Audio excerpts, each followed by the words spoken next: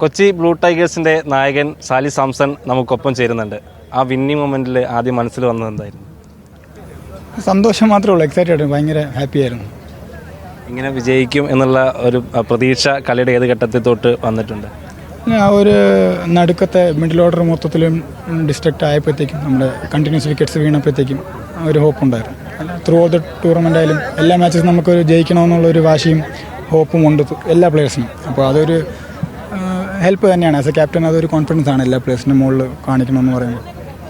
ഭയങ്കര ബാലൻസ്ഡ് ആയിട്ടൊരു ടീമാണ്. ഇതെങ്ങനെയാണ് സെറ്റ് ചെയ്തത്? ക്യാപ്റ്റൻ എന്ന നിലയ്ക്ക് കോച്ചൊക്കെ ഭയങ്കരമായിട്ട് വർക്ക് ചെയ്തിട്ടുണ്ടാവും.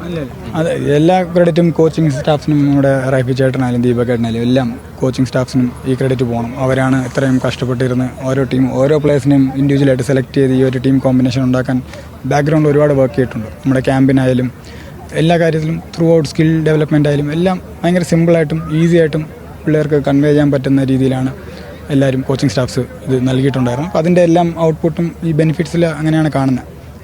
മൊത്തം ഒരു ടീമായിട്ട് സെറ്റായി കളിക്കാൻ പറ്റിയെന്ന് തോന്നിയിട്ടുണ്ടല്ലേ? അതെ, തീർച്ചയായിട്ടും. അതെല്ലാം ഈ പറഞ്ഞ കോച്ചിങ് സ്റ്റാഫ്സിൻ്റെ എഫേർട്ടാണ്. അവർ എല്ലാ ക്രെഡിറ്റും അവർക്ക് തന്നെ പോകണം.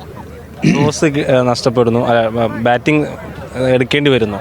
അത് പ്രതീക്ഷിച്ചതാണോ അല്ലെങ്കിൽ ചേസ് ചെയ്യാമെന്നായിരുന്നോ ആദ്യം പ്ലാൻ ഉണ്ടായിരുന്നത്? നമ്മളും ബോളിംഗ് ചെയ്യാൻ തന്നെയായിരുന്നു തീരുമാനം. പക്ഷേ നമുക്കിപ്പോൾ അത്രയും ടീം സ്ട്രെങ്ത് ഉണ്ട്. അപ്പോൾ ഏതായാലും ടോസ് പോയാലും നമ്മൾ ലാസ്റ്റ് 3 കളിയായാലും ടോസ് പോയപ്പോഴത്തേക്കും അതും ജയിച്ചിട്ടുണ്ടായിരുന്നു. അതുകൊണ്ട് കോൺഫിഡൻസ് ഉണ്ടായിരുന്നു. ക്യാപ്റ്റൻ എന്ന നിലയ്ക്ക് കളിക്കകത്ത് ഏറ്റവും നിർണായകമായത് ആരുടെ പെർഫോമൻസ് ആയിട്ടാണ് തോന്നുന്നത്?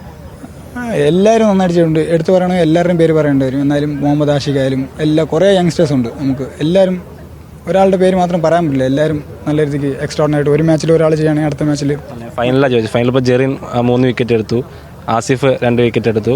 ബാറ്റിങ്ങിലാണെങ്കിൽ ഡെഫിനറ്റ്ലി ആ സ്റ്റാറ്റ്സിൽ തന്നെ നമുക്ക് കാണാമല്ലോ, അത്രയും മനോഹരമായിട്ട് ഇറങ്ങിയിട്ടുണ്ട്. നമ്മൾ ബോളേഴ്സും തിരിച്ചെറിഞ്ഞ് പിടിച്ചിട്ടുണ്ട്. ആൽഫിയുടെ നല്ല ഫിനിഷ്, വിനൂപിൻ്റെ നല്ലൊരു ഉഗ്രനൊരു ബിഗിനിങ്. അതാണ് ടീം എഫേർട്ട് എന്ന് പറയുമ്പോൾ, അങ്ങനെയാണ് പറയാനുള്ളത്. സാലി മികച്ച ക്യാച്ച് എടുത്തു. അതെങ്ങനെയാണ്, അത് കിട്ടുമെന്ന് തോന്നിയിരുന്ന സമയത്ത്? കിട്ടി, ട്രൈ ചെയ്തപ്പോൾ കിട്ടി, അത്ര. സഞ്ജു എങ്ങനെയാണ് വിളിച്ചോ, സംസാരിച്ചോ? എങ്ങനെയാണ് ഇപ്പോൾ പുറത്ത് ഇറങ്ങുമ്പോൾ വിളിക്കണം? ഒരു കൗതുകത്തിന് ചോദിക്കുകയാണ്, സഞ്ജുവിനോട് ആദ്യം സംസാരിക്കാൻ എന്തായിരിക്കും? കപ്പടിച്ചടാ എന്നാണ് പറയുന്നത്. അങ്ങനെയൊന്നുമില്ല, നമ്മളങ്ങനെ ഒരുപാട് കമ്മ്യൂണിക്കേറ്റ് ചെയ്യാറില്ല. വളരെ മിതമായിട്ടാണ് സംസാരിക്കാറുള്ളത്. എന്തായാലും നല്ല ആഘോഷം തന്നെ ആയിരിക്കും സംസാരിക്കുമ്പോൾ. സാലി സാംസണാണ് സംസാരിച്ചത്. വലിയ ആവേശത്തിലാണ്.